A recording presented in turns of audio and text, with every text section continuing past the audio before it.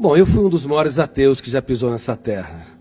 Creio que fui mais ateu do que Nietzsche, que escreveu sobre a morte de Deus, e inclusive Marx, que abordou que Deus, a busca por Deus, é o ópio que entorpece a mente humana. É provável que fui mais ateu do que Freud, do que Jean-Paul Sartre e Diderot. Como eu pesquiso uma das áreas que é considerada a última fronteira da ciência, o mundo onde nascem os pensamentos, para mim Deus era fruto do espetáculo das ideias, de um cérebro que não aceitava o seu fim, o seu caos, na solidão de um túmulo. E a teoria que eu desenvolvi como psiquiatra e pesquisador da psicologia, ela estuda o processo de construção de pensamentos e de formação de pensadores. Eu usei essa teoria para analisar como mentes brilhantes romperam o cárcere da inteligência e produziram novas ideias, como Freud, Einstein, Hegel, Kant, Agostinho, e assim por diante. E fui até esse homem mais famoso da história, chamado Jesus Cristo.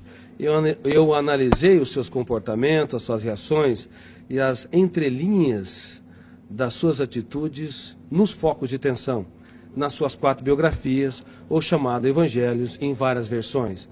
Eu esperava encontrar uma pessoa construída por um grupo de galileus que queriam produzir um herói para romper o jugo de Tibério César, que era o imperador romano.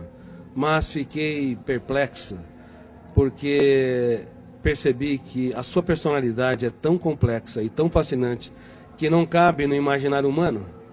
Para você ter uma ideia, no exato momento em que ele foi negado por Pedro, ele olhou para o mais forte dos discípulos, e embora sendo golpeado pelas palavras que bradavam, eu não o conheço, eu nunca andei com esse Galileu, ele não faz parte da história, ele cativou-o com a sua retina e gritou sem dizer palavras.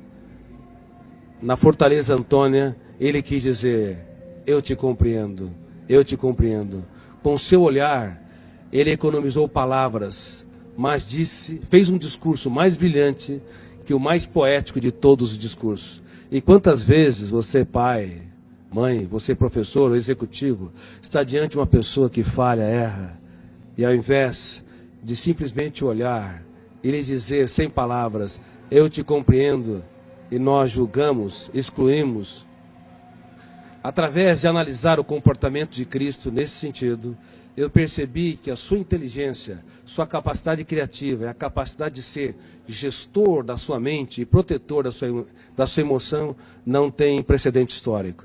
Assim, eu deixei de ser um ateu, um dos grandes ateus da história, e percebi que a procura por Deus não é um ato de pequenez intelectual, mas um ato inteligentíssimo. O senhor pesquisou sobre Jesus Cristo, homem. O que o senhor esperava encontrar? Quando eu pesquisei a humanidade de Jesus, esperava encontrar alguém que não brilhasse no caos, diante das perdas, das traições, das frustrações e decepções. Porque nós temos na psique humana, no nosso córtex cerebral, registrado zonas de conflitos, que eu chamo de janela killer. Killer no inglês quer dizer assassino. Quando nós entramos numa janela killer, o volume de ansiedade é tão grande que bloqueia milhares de outras janelas e o eu não consegue encontrar informações para dar respostas inteligentes em situações estressantes. É por isso que nos primeiros 30 segundos de tensão, de ansiedade, os pais cometem os maiores erros na relação com os filhos, bem como os professores, os amigos e as pessoas que se amam, marido e esposa. Eu esperava encontrar alguém que não brilhasse no drama, no deserto, nas tempestades. Mas é impressionante, quando o mundo desabava sobre o homem Jesus, ele, ao invés de ser preso pelas janelas killers, ele abria as janelas da sua mente, olhava para a tempestade e via nela a chuva, uma oportunidade solene para cultivar. Enquanto que nós, muitas vezes, diante das perdas, decepções, diante das lágrimas, das injustiças e fracassos, recuamos. Ele não.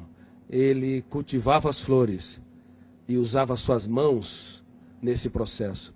Muitos querem a beleza das flores, mas não têm coragem de sujar as suas mãos para cultivá-la e irrigá-la. Exatamente. Ao analisar o comportamento de Jesus nas mais diversas situações em que ele se encontrou, eu fiquei cônscio que esse homem não cabe no imaginário humano. Somente alguém que é sobre-humano, filho de Deus, poderia ter as reações que teve nos mais dramáticos estímulos estressantes. Veja bem, no ato da traição, era de se esperar que ele fosse golpeado pelas zonas de conflito do medo ou da raiva, agredisse o seu traidor, ou se punisse e se achasse o mais derrotado dos seres humanos, porque foi traído pelo mais culto, o mais sereno, o mais tranquilo dos discípulos, Judas Iscariotes. Mas, ao invés de se punir ou punir o outro, ele olhou para o seu traidor e teve a coragem de dizer: amigo, para que vieste? Nunca na história um traidor tratou com tanta... Na história, um traidor foi tratado com tanta dignidade pela pessoa traída, indicando que Jesus não tinha medo, na verdade, de ser frustrado ou decepcionado. Ele tinha medo de perder um amigo. O que nos leva a compreender, do ponto de vista psiquiátrico, psicológico e sociológico, que um grande educador é aquele que aposta tudo que tem naqueles que pouco têm. É aqueles que têm coragem para se fazer pequeno, para tornar os pequenos grandes.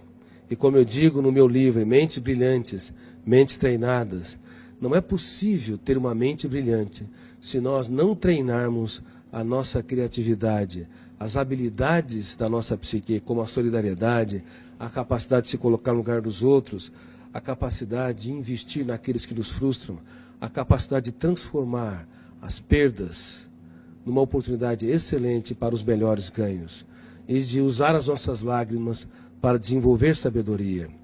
Por favor, não tenha medo dos dias mais tristes da sua vida. Você pode escrever os capítulos mais importantes da sua história quando o mundo desaba sobre si.